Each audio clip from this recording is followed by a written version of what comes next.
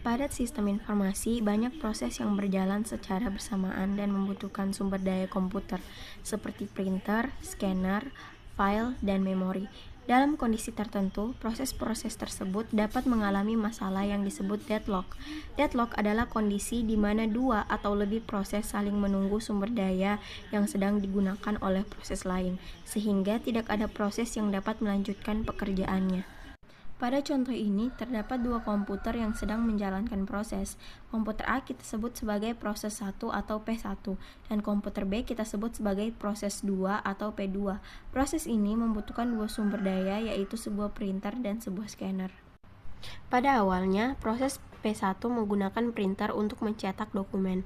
Pada saat yang sama, proses P2 menggunakan scanner untuk memindai dokumen. Setelah beberapa saat, proses P1 membutuhkan scanner untuk melanjutkan proses dokumen. Namun, scanner tersebut masih digunakan oleh proses P2.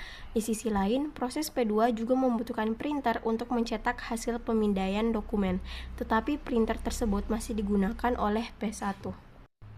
Akibatnya, proses P1 harus menunggu scanner yang sedang digunakan oleh P2. Sementara itu, proses P2 harus menunggu printer yang sedang digunakan oleh proses P1.